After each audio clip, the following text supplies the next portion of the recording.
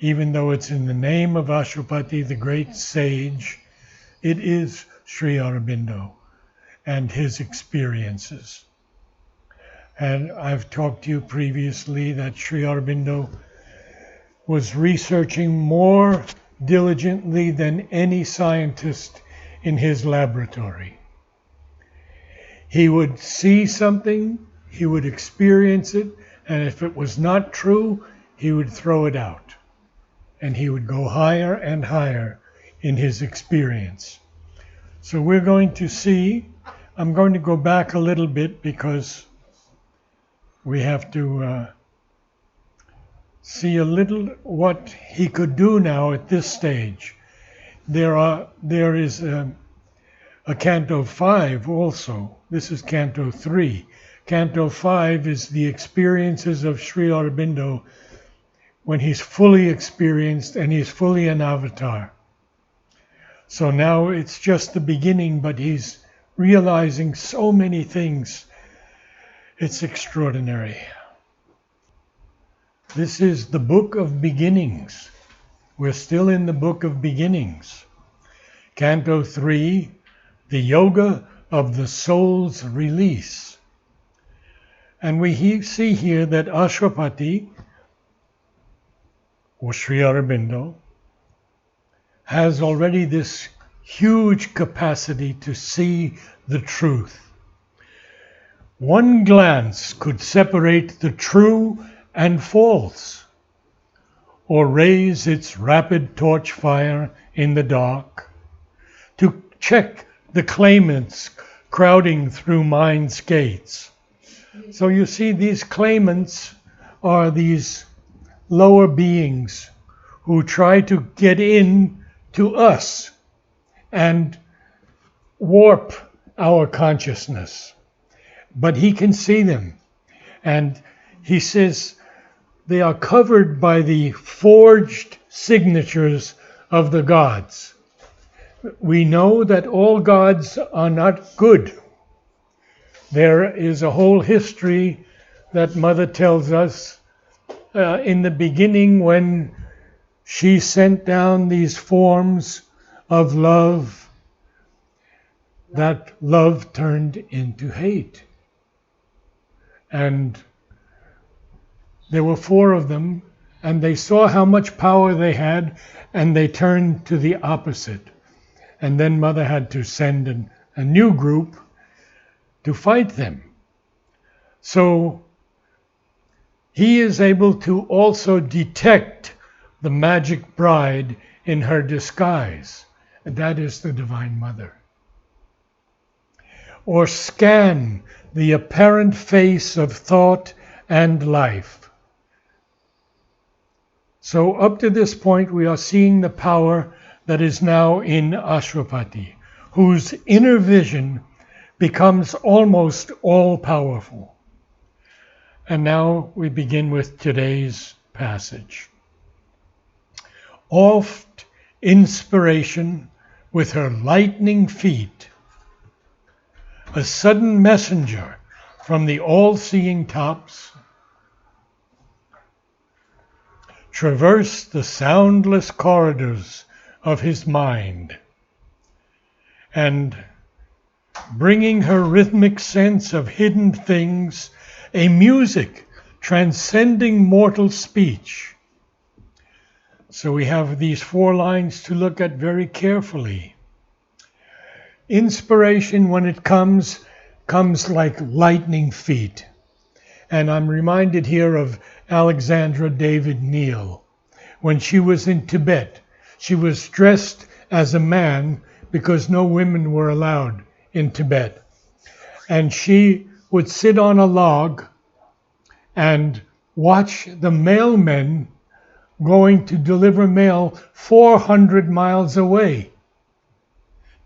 But they were 1 foot above the ground, and that's how they could do it. And one day a tiger came right up to her, and she looked in its eyes, and he gently backed away. She had such power, and she knew Mother. She actually knew Mother and met Mother. So So inspiration comes with lightning feet, and it's a sudden messenger from the all-seeing tops. These all-seeing tops are the worlds that are above, which you have seen many times.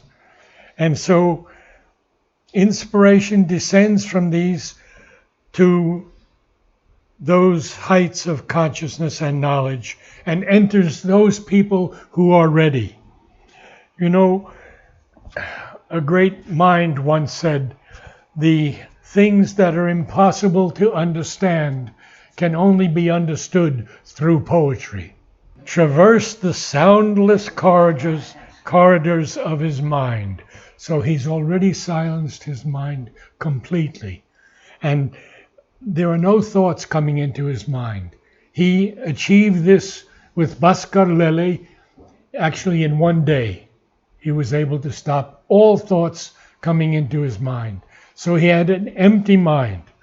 And I think I told you last week that some of his disciples asked him, give me that empty mind.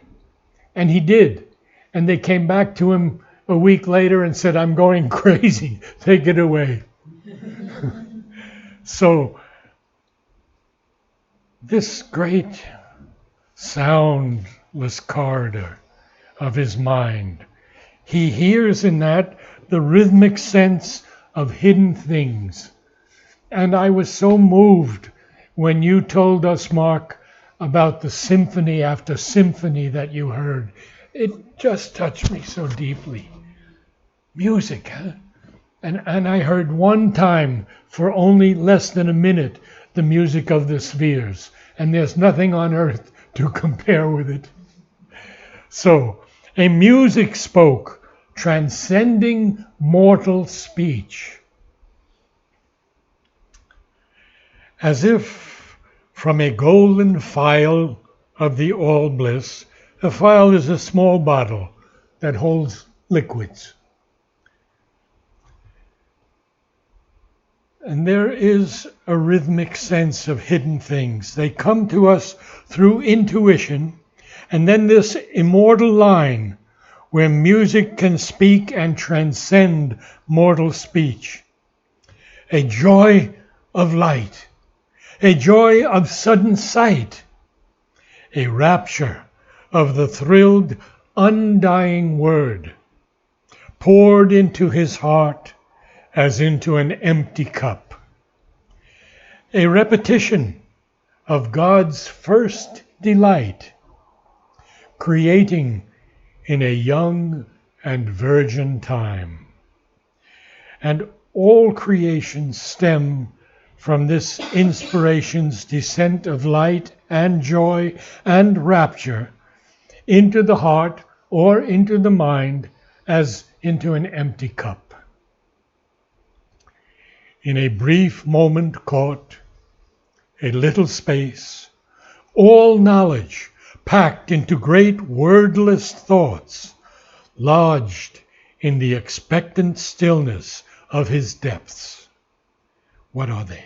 A crystal of the ultimate absolute, a portion of the inexpressible truth, revealed by silence to the silent soul.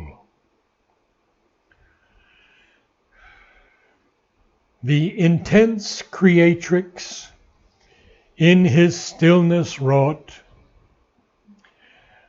There's a semicolon after that because he has more to tell us about this intense creatrix, whom we call Prakriti or the Shakti or the Divine Mother. And Sri Aurobindo uses the word here as an adjective. Intense creatrix.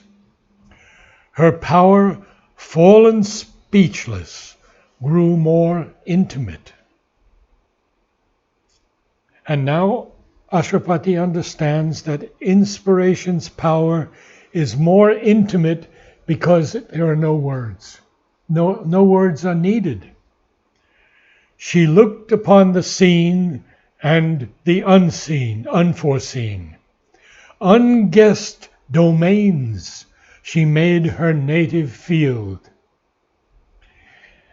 somehow I think that this was meant for you tonight because it's so much unguessed domains. So this intuition becomes her native field, and it gathers together all vision of all these worlds into a single ray. Now he says to us, as when the eyes stare at an invisible point, till through the intensity of one luminous spot, an apocalypse of a world of images enters into the kingdom of the seer. When I was young, I would sit by the railway and look at the rails, and in the distance they become one. There are two when you're looking at them, and then you look further and further, they become one. And they unite into one. An apocalypse of world of images enters into the kingdom of the seer. Now this seer is one who actually sees. And this often happens to artists, even composers. We know that Brahms said that he could go into this place and choose any of the chords, any of the melodies he wanted, and bring them down. That's amazing. And Beethoven had this also. And of course, Bach. Now, a great nude arm of splendor suddenly rose. It rent the gauze opaque of nescience, this transparent fabric just torn. It is opaque, is impenetrable by light. It's not transparent, it's not translucent, but this divine Shakti, her lifted fingers' keen, unthinkable tip, bared with a stab of flame, the closed beyond. And I think that that's the best we can understand it at the moment, unless we can be there ourselves. And I, awake in voiceless heights of trance, a mind plucking at the unimaginable, overleaping with a soul and perilous bound, the high black wall hiding superconscience. Perilous, of course, is fraught with danger. Now, superconscience, we have to hear from Sri Aurobindo. And he says, but a third power or possibility of the infinite consciousness can be admitted. Its power of self-absorption, of plunging into itself, into a state in which self-awareness exists, but not as knowledge, and not as all knowledge. The all would then be involved in pure self-awareness, and knowledge and the inner consciousness itself would be lost in pure being. This is luminously the state which we call the superconscience in an absolute sense. Although most of what we call superconscient is in reality not that, but only a higher conscient, something that is conscious to itself and only superconscious to our own limited level of awareness. So now he's going to tell us about this divine creatrix. She broke in with inspired speech for scythe. You know what a scythe is, some of you, huh? No? A scythe is an instrument that they've been using since, well, as long as man exists, I think, to cut the grains. It has a huge blade with a handle, and you just cut all the. So this creatrix is breaking in with inspired speech for scythe, just cutting through everything, and plundered the unknowable's vast estate. Now, plundered is usually pillaged or robbed of something. And then we see the next line, which is very, very beautiful. A gleaner of infinitesimal grains of truth. A gleaner is someone who discovers something laboriously, bit by bit. And infinitesimal, of course, is incalculably minute. A sheaf binder of infinite experience. Now, a sheaf binder is one who binds or bundles these plants that have just been cut with the scythe. They bundle them up like this, and today, of course, we have machines that do that. But this is there are still many people, because wheat, rye, and rice can be bundled after reaping. So what does this great creatrix do? She pierced the guarded mysteries of world force, and her magic methods wrapped in 1,000 veils, or she gathered the lost secrets dropped by time in the dust and crannies of his mounting route. Mid old forsaken dreams of hastening mind and buried remnants of forgotten space. So this is Ashwapati now. And she is piercing for him these guarded mysteries of world force. And she has magic methods to do this, but they're wrapped in 1,000 veils. And only when we can get through that, when the mind is silence and the being is peaceful and the vital energies are very, very quiet, this can happen. And then we see that she's gathering these lost secrets dropped by time. And those lost secrets seem to be in the dust and crannies of his mounting route. Ashwapati is mounting higher and higher in his experiences. And he's seeing that these old forsaken dreams of hastening mind and these buried remnants of forgotten space, because he's a traveler between summit and abyss. She joined the distant ends, the viewless deeps, or streaked along the roads of heaven and hell, pursuing all knowledge like a questing hound. And we have this wonderful little book by Francis Thompson, The Hound of Heaven. Has anyone heard of it? Yes. Yes? Very good, very good. And so he says, he chased me down the nights and down the days. And he is, of course, this divine force. So we continue now.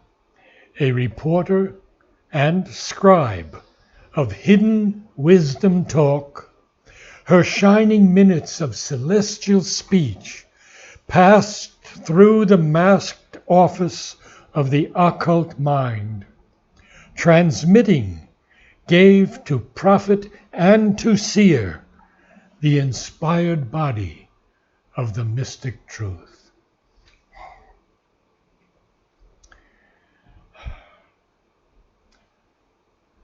Ashwapati has gone very, very high into these realms that are so far above us on this earth. And even this celestial speech in shining minutes passes through the masked office of the occult mind, because this is far above occultism. There is no sense of the occult here, because in the West we make a big thing of occultism, but in India it just means something that's not yet discovered. That's what the occult is. So, passed through the masked office of the occult mind, transmitting, gave to prophet and to seer the inspired body of the mystic truth. Notice that he capitalizes the word truth here, because Sri Aurobindo, when he capitalizes something, wants us to realize that it's the essence of the thing. A recorder of the inquiry of the gods, spokesman of the silent seeings of the Supreme, she brought immortal words to mortal men. You should read some of Yeats' poetry, because this gives us some feeling of that. Now, there's much more, because above the reason's brilliant, slender curve. Now, you see, the reason, Sri Aurobindo says, is a very low thing in our inner experience. Reason and morality that we experience here does not exist in these higher realms at all. So, above the reason's brilliant, slender curve, released like radiant air dimming a moon, broad spaces of a vision without line or limit swam into his spirit's ken. So Sri Aurobindo is receiving all of these things. Ken here is knowledge or understanding. And so these immortal words that are given at times to mortal men are what creates the poets, or the great literateurs, or even the architects that build on earth. But then he says, above the reason's brilliant, slender curve. So reason only is a slender curve, although it's brilliant. It's just a slender curve. And she releases these things like radiant air dimming a moon. Broad spaces of a vision without line or limit swam into his spirit's ken. Oceans of being met his voyaging soul, calling to infinite discovery, timeless domains of joy and absolute power stretched out, surrounded by the eternal hush. The ways that lead to endless happiness ran like dream smiles through meditating vasts, disclosed, stood up in a gold moment's blaze, white sun steps in the pathless infinite. We know what steppes are. They are the great, great fields in Central Asia. And we have this composition by Borodin, In the Steppes of Central Asia. Vast, vast symphony. Along a naked curve in bornless self. Now, bornless self means a self, something without any limit at all. No limit. And Sri Aurobindo tells us the self is our self-existent being. The self is being, not a being. By self is meant the conscious, essential existence, one in all. And then he tells us in the synthesis of yoga, is very important. In relation to the individual, the supreme is our own truth and highest self, that which ultimately we are in our essence, that of which we are in our manifested nature. A spiritual knowledge, moved to arrive at the true self in us, must reject, as the traditional way of knowledge rejects, all misleading appearances. It must discover that the body is not our self, our foundation of existence.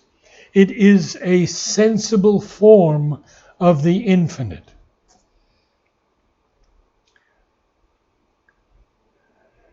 As soon as we become aware of the self, we are conscious of it as eternal, unborn, unembodied, uninvolved in its workings. It can be felt within the form of being, but also as enveloping it, as above it, surveying its embodiment from above. Adhyaksha. It is omnipresent, the same in everything, infinite and pure and intangible forever. This self can be experienced as the self of the individual, the self of the thinker, doer, enjoyer. But even so, it always has this greater character. Its individuality is at the same time a vast universality, or very readily passes into that. And the next step to that is a sheer transcendence, or a complete and ineffable passing into the absolute. The self is that aspect of the Brahman in which it is intimately felt as at once individual, cosmic, transcendent of the universe. The realization of the self is the straight and swift way towards individual liberation, a static universality, a nature transcendence.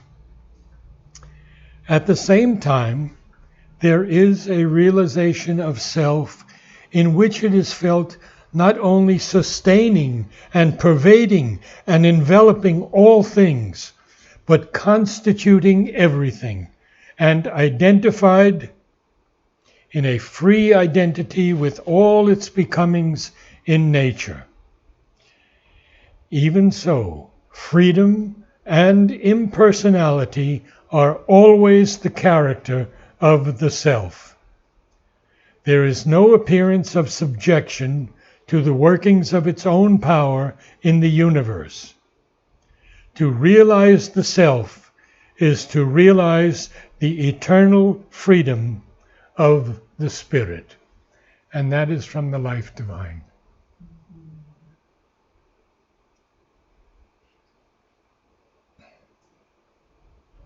Now, the points that run through the closed heart of things shadowed the indeterminable line that carries the everlasting through the years. Indeterminable, you can't decide anything with finality. It carries the everlasting through the years. And the everlasting here is capitalized. So it means the divine, or whatever name you want to give to him. And I continue for just a minute more, and then we'll conclude. So these points that run along this naked curve in bornless self, and note here the capital S of self, running through the closed heart of things, shadow this line that is impossible to decide or settle with finality. There is no finality to the universe or to the worlds above the universe. And it carries the everlasting, the divine, the Lord, God, through the years. And then he says, the magician order of the cosmic mind. Oh, I think that's enough for today. We'll start that next week. Any questions? I have a small question. Yes. This is not the last time. You spoke about the iambic pentameter.